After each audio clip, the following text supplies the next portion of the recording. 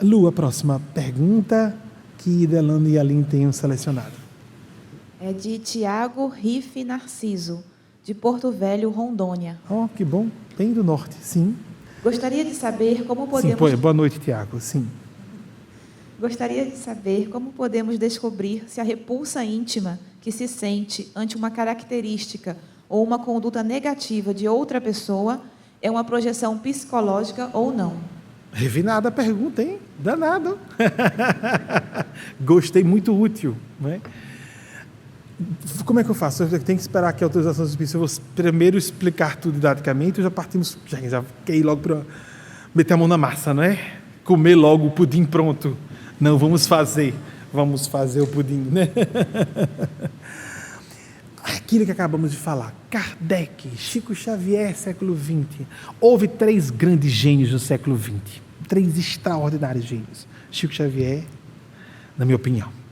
Jung, Einstein. Aquele riso que a equipe magética, na condução de Wagner, na produção do vídeo com a mensagem de Nossa Senhora que o Espírito de Deus Paz trouxe para essa semana, não, para a semana passada. É porque Einstein, no seu aniversário de 70 anos, foi interrogado bruscamente por um jornalista que estava certo. Agora, pegar logo de Einstein foi idolatrado em vida. As grandes divas de cinema e Einstein cientista.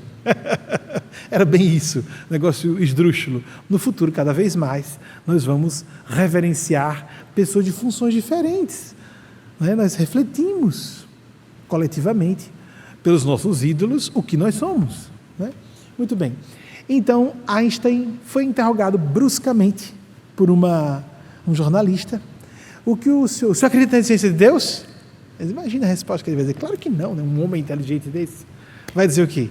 Aí ele disse, não só acredito na existência de Deus, como de um Deus pessoal. Uma pessoa de Deus. Olhem que coisa linda. A Jung foi interrogado. E aí o senhor? A televisão muito próximo. Olha que interessante, nunca associei isso. Porque o aniversário de Einstein, de 70 anos, ai meu Deus. Ai, Einstein nasceu, ele desencarnou em 1849, 1948, eu acho que ele nasceu em 1869. Jung nasceu em 1875. A televisão britânica fez uma entrevista que entrou na história. A lá pinga fogo aqui no Brasil com o Chico Xavier. A televisão britânica fez uma entrevista com Jung e perguntaram a Jung de queima-roupa. E o senhor acredita na existência de Deus? Ele disse, eu não acredito na existência de Deus. Eu sei que ele existe porque eu tive uma experiência pessoal com ele. É tão interessante isso, né? Quando as pessoas começam a se achar muito inteligentes, começam a dizer besteiras sobre Deus. O ego, não existe nada. Muita gente bem intencionada está combatendo fundamentalismo religioso, dogmatismo, comportamentos igrejeiros, manipulação de pessoas, de quase tiranos, né? Certos criadores de religião que formam quadrilhas, nós sabemos disso, sem entrar em detalhes. Mas muitas pessoas criam uma tal aversão, vamos entrar na repulsa, já estamos entrando, né? Uma tal aversão a tudo isso, não tem opções, correm, isso não existe, olha só a história das religiões, a história da política e a história da ciência, as atrocidades que foram feitas pela ciência. Esquecemos as bombas atômicas? E a política, Mao Tse Tung. Os maiores genocídios não foram feitos pela religião, foram feitos pela política tirânica. E vamos abandonar a política, e vamos abandonar a ciência, e vamos abandonar a religiosidade, com religião convencional ou não. Então, vamos voltar devagar, tanto assunto. Era aí. Projeção psicológica e repulsa, isso nos cria repulsa, realmente, tudo isso. O que acontece com a projeção psicológica? Aspectos de nós mesmos que temos dificuldade de enxergar em nós, alguns até que já começamos a ver. Nós tendemos, por uma necessidade da psique de manter sua integridade, no sentido de integridade, de integração, de ser inteira. Como a pessoa se protege de enxergar sua perversidade, seu egoísmo, A gente vê isso muito em meios religiosos, né? Por que certas barbaridades são feitas em meio religioso? Você tem raiva? Eu não, já superei isso. Não é? Então, e sobre sexo? Não gosto de sexo. Será que isso não é um problema? Chico Xavier foi consultado sobre sexo na terceira idade. E ele disse que foi, primeiro, muito difícil administrar a sexualidade na juventude, e que agora na terceira idade Deus era misericordioso e concedia até a eles, a nós, ele disse assim, nós, os muito velhos, maravilhosos sonhos sexuais, eróticos, sonhos eróticos. Isso até tem uma palavrinha trocada. Chico Xavier teve a coragem magnífica, isso tem alguns 20, 30 anos pelo menos. Ele estava na terceira idade, mas Chico desencarnou aos 92 em 2002. Lembremos disso. Então, sexualidade, castrar a sexualidade, não vou comer. Se eu comer menos, eu vou me santificar. Se eu dormir menos, são conceitos medievais. Vamos cortar a comida, a água, o sono, e eu vou me santificar. Acreditem que houve pessoas que se santificaram por esse processo. Esse caminho árduo do ascetismo é perigosíssimo. E foi Gautama Buda quem disse isso, um Cristo que reencarnou 6 séculos antes de Jesus. O perigo do ascetismo, e ele saiu do ascetismo, que ele passou 6 anos como asceta, entre os 29 e 35 anos, o Siddhartha Gautama Buda. Quando eu já chego, Tiago, na questão da... Estamos trafegando. Coisas importantes. A repulsa. Então, Siddhartha, o príncipe que viveu no fausto, na opulência, que seu pai queria protegê-lo, isso é um pouco lendário, da dor, da velhice, da morte, não é? Ou da enfermidade, da velhice, da morte. E lá, vivendo num castelo, um dia descobre que há sofrimento, enfermidade, a velhice e a morte. Então ele resolve ser asceta, para se desligar dos desejos, se desligar da dor, ter domínio sobre si, e de fato, como asceta, chegou ao ápice da condição de asceta. Até que viu, um belo dia, reza a lenda, porque são histórias lendárias, mas por serem mitológicas, cheias de significados profundos e muito educativos. Que ele ouviu um sujeito passando com a canoa, tocando instrumento de corda, e veio essa iluminação, essa inspiração. Se a corda for esticada demais, se parte. Se a corda ficar folgada, não tem não é turgidez, né? Aquele vigor, aquela tensão específica que favorece a vibração sonora para emitir, funcionar como instrumento musical. Então ele apresentou aquela máxima do princípio do meio. O caminho do meio é o caminho da verdade. Jesus, o caminho do meio, é o caminho da verdade. Entre a terra e o céu. Entre o bem e o mal, o bom e o mal ladrão. Ouvir a voz da consciência muitas vezes vai ser estar contra as convenções, contra o que é considerado decente ou ético numa época. Há quão pouco tempo atrás ficava aquela coisa de a repulsa, não é? Uma coisa reprimida. Oh, que vagabunda. Agora, já que eu sou um feminista ardoroso, deixa eu botar para as mulheres. Oh, que vagabunda, o que foi? Saiu com o namorado. Eles estão fazendo sexo. Lembram? Aí, que coisa, meu Deus, vou rezar por essa alma. Já está perdida no fogo eterno do inferno. A pessoa usava a sua crença religiosa para ter o prazer sádico de achar que ia ser vingada. É nada, vai ser vingado aí. Eu não vou dar nunca. E assim vou para o céu. Vocês acham que isso tem a ver com cristianismo, espiritualidade, com Deus? Deus fez o sexo. E todas as funções físicas, psicológicas, espirituais. Sexo não é só uma coisa física. Todos já sabemos disso. Então, esse moralismo que gera repulsas específicas. Olha que coisa horrível. Hoje, quem é que define moral, decência, dignidade de uma mulher, se ela está virgem ou não antes do casamento? Ela é louca e irresponsável se ela for virgem antes do casamento. Vai casar sem conhecer a pessoa? E não estou condenando as que casaram virgens porque achavam certo isso, não. Eu estou falando para hoje em diante. Porque mocinhas dizendo, eu escolhi esperar. Você escolheu esperar quem ou o quê? as forças do mal que vão fazer você casar com o primeiro cara com quem você se engraça um pouquinho, porque está doido para dar, porque está ali carente. Segundo. É isso que vai acontecer. Eu escolhi esperar. Espere Jesus, o Cristo. Não espere esperar romper o ímen na noite. Ai, mas tem um romantismo e rompeu na noite. Que isso, gente? O casamento reduzido a uma película no conduto vaginal. Casamento é uma coisa muito séria, gente. Principalmente se houver a intenção depois de, ou por modo biológico ou não, trazer filhos, gerar crianças, ou educar crianças, que é mais importante, sendo biológicos ou não. Então, é esse o conceito que a esmagadora maioria das pessoas hoje tem, porque é óbvio, agora há 30 anos, um escândalo, vagabunda, não é? Ah, que nojo, ela deu, doida para dar. Aí tem repulsa, porque está doida para fazer o mesmo. Pronto. Mas não necessariamente, aí onde entra, que a pergunta de Tiago foi muito boa, que isso, repulsa, irritação extrema. Quando ficamos muito irritados, ou muito enojados com alguma coisa, isso provavelmente, indica problemas nossos mal resolvidos.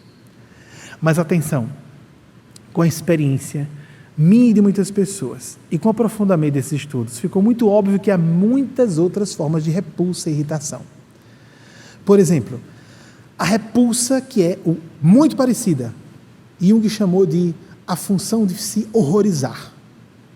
Quando nós assistimos cenas, todo mundo tem esse horror, sente esse horror, cenas daqueles documentários dos campos de concentração nazistas, daqueles cadáveres esquálidos, e das descrições do que se fazia com os prisioneiros dos campos de concentração.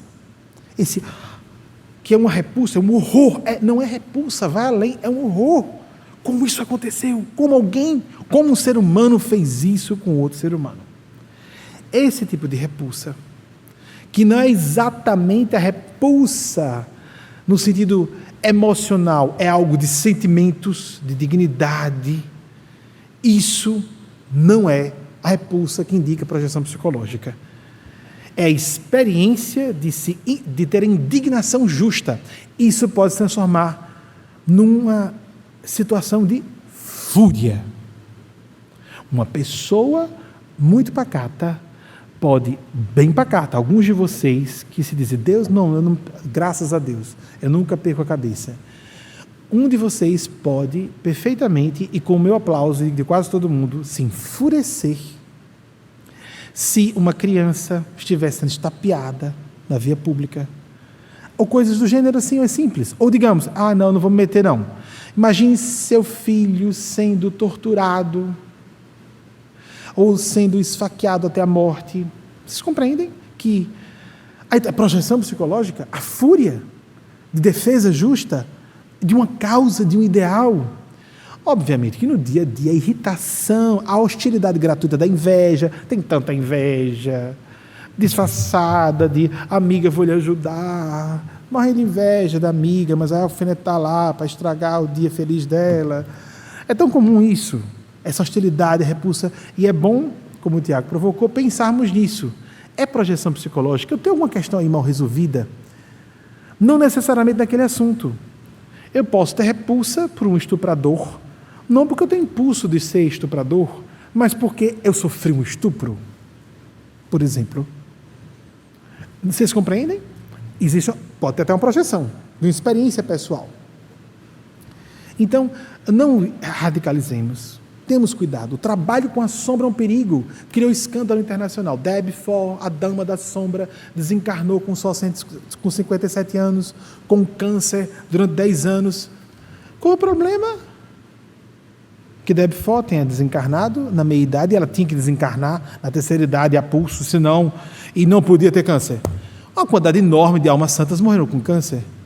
Bernadette Soubirous morreu com câncer. Irmã Brígida, que nós consideramos uma alma santificada, morreu com câncer. Às vezes é heróico, reprime. Bom, não admito. A pessoa sinceramente acredita naquilo. A consciência dela diz aquilo, a espiritualidade vai avaliar, e as forças de Deus, de acordo com a convicção dela. Então, mas eu acho que no caso da Debbie houve, até eu conheci um pouco da técnica dela, há um exagero no foco do sombrio. A gente tem que ter um contato com o sombrio em saber, se informar em foco na luz, foco no bem, focar o melhor. O otimismo é o caminho mais inteligente espiritualmente de nos portarmos. Enxergar porcaria, falei isso no artigo sobre TB, que foi veiculado aqui, que foi aniversário dela essa semana, né? A comemoração do aniversário.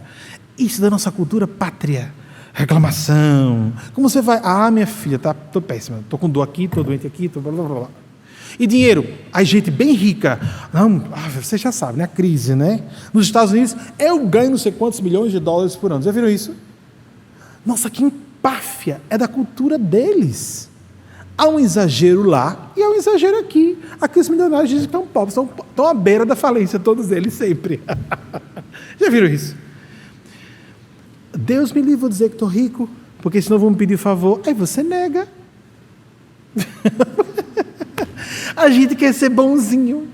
A gente quer ser... Ou então, é porque, não, mas rico é fulano de tal, que é bilionário, né? Vocês compreendem que existe uma série de incongruências? Qual o problema de dizer não? Ninguém vai ter bons amigos, bons relacionamentos familiares e conjugais. Escrevi um texto recentemente, hoje, sobre isso. Vai ser publicado uma parte dele, em resposta a uma pessoa que os espíritos pediram resposta positiva, de uma fala positiva, de Wagner. Os espíritos pediram que eu respondesse. E uma parte é pública, precisa ser pública. Ninguém vai ter relacionamentos amicais, familiares ou afetivos bons, se não começar por desenvolver a capacidade de dizer não. Mas dizer não com as atitudes. Ter a capacidade de romper qualquer tipo de relacionamento, se não for respeitoso. Eu não me respeito se eu autorizo que alguém me desrespeite, que alguém zombe de uma coisa que é sagrada para mim.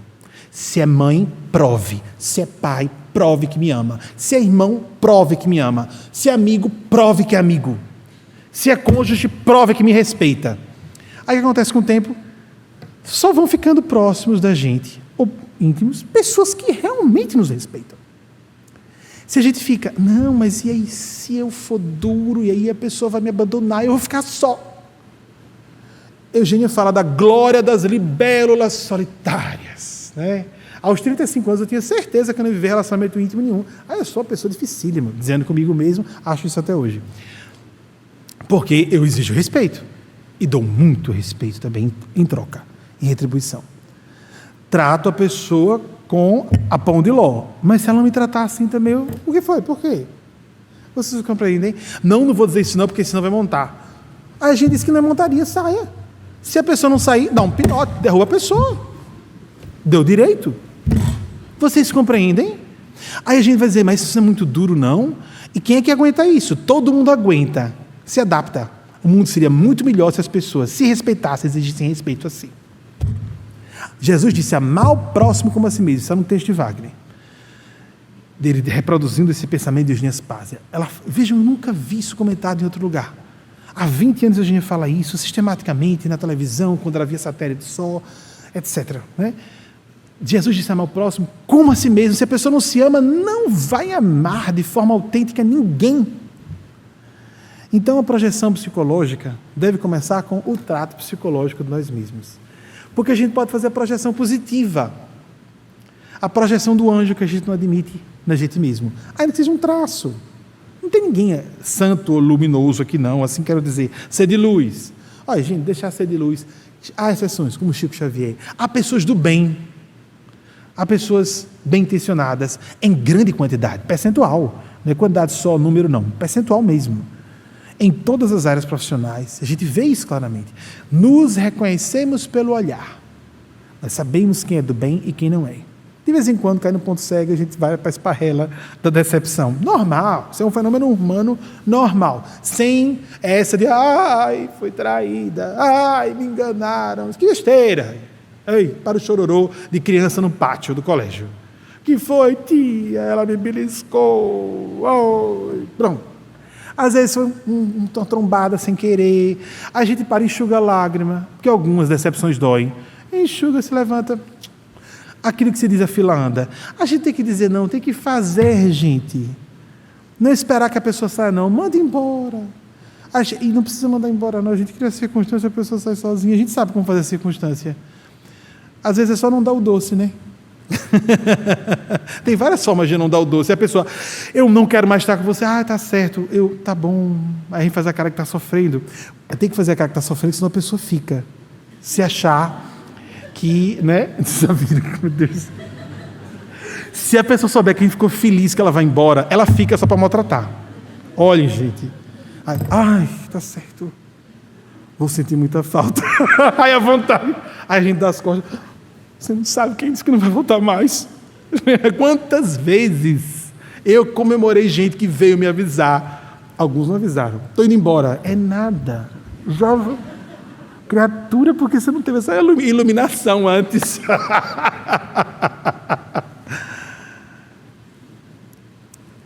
Prestemos atenção. Eu fui largada. Fui abandonada. Nós somos largados e abandonados, normalmente, por pessoas inferiores, moralmente e espiritualmente a nós. Se nós estivermos insistindo por piedade, num laço que não é para ser de piedade, se de intimidade, paridade, a pessoa vai se julgar superior e vai nos esnobar. Isso é um fenômeno comum. É comum isso. Alguns de vocês perguntaram, eu lembro disso. Às vezes a moça que está lembrando daquele namorado que esnobou, né? Aí, graças a ele ter esnobado, encontrou aquele homem que é o homem da sua vida depois. Aí, meu Deus, eu era tão apaixonada. Olha o traste que é, maltratando a esposa. Vixe, até feio ficou. Aí tá, Ave Maria. E era tão lindinho, né? Essas conversas existem. Isso é um fenômeno comum. Quem mais se acha, quem não é nada. É como falam jovens há muito tempo, quem é a pessoa que se acha e não se encontra. As pessoas mais solícitas, prestativas, não necessariamente. Há pessoas arrogantes mesmo, estrelas que são estrelistas, gente que só para a cabeça, que muitas ideologias acaba acreditando que é mais do que o que é. Mas entre as pessoas mais generosas e solícitas, prestativas, estão pessoas que são especiais, que são disputadas em vários sentidos, por fortuna, cultura, inteligência, beleza, tudo, em vários sentidos. Prestemos atenção. Agora, quem gosta da esnobada? Quem bota aquela placa assim? Não faça, não me inveje, faça como eu trabalho. Gente, sem preconceito. Mas vamos analisar friamente. Pode parecer preconceituoso. Muita análise fria vai parecer preconceituosa. Analisemos. A pessoa vai. O que foi? Olha, uma médium ótima. Ela me disse que tudo está dando errado na minha vida, olho grosso. Tem gente me invejando, tem gente invejando você no trabalho, minha filha. É esse o problema. Olho grosso, não é? Tem uma colega sua, nossa, eu estou vendo aqui, estou toda arrepiada. Que energia horrível que essa moça tem. A pessoa, eu sabia que isso não presta.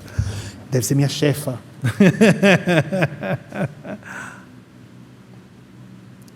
Chico Xavier esteve no Natal de 1978 no Carandiru. Olha uma historinha. Já contei, me perdoem, é uma história de tantas histórias de Chico Xavier, já li tantas biografias dele, as que eu considero autorizadas, boas.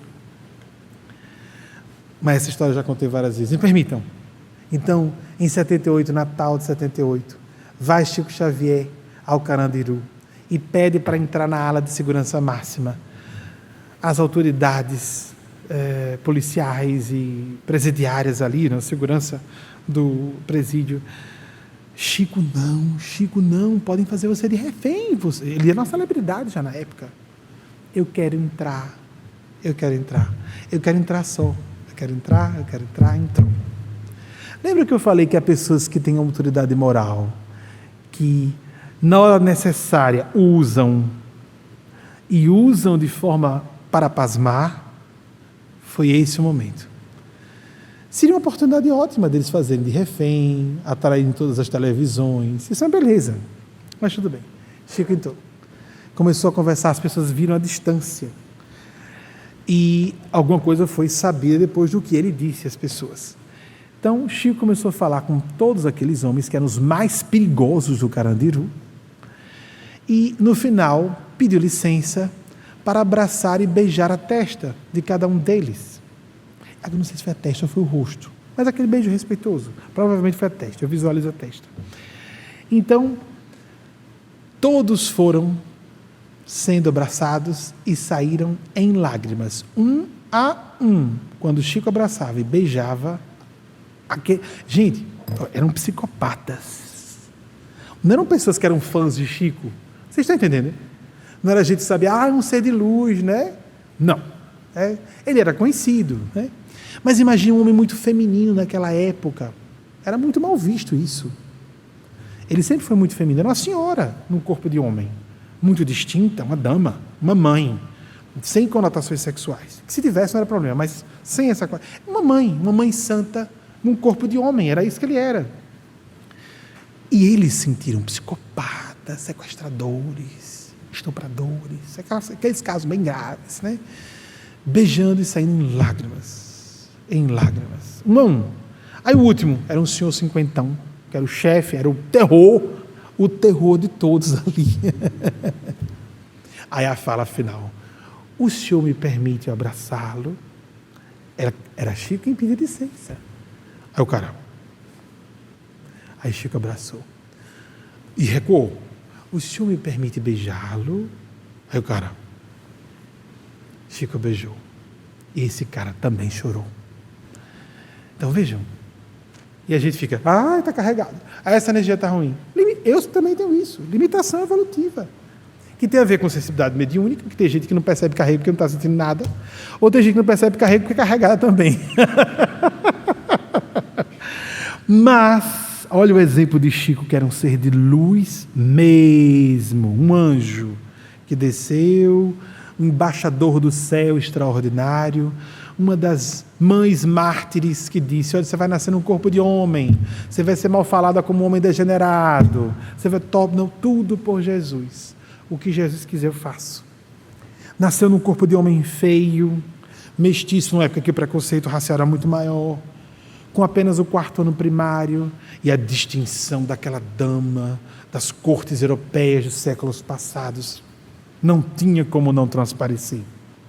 E daquela santa cristã que aguentava tudo até o fim, não importasse o que acontecesse. Extraordinário.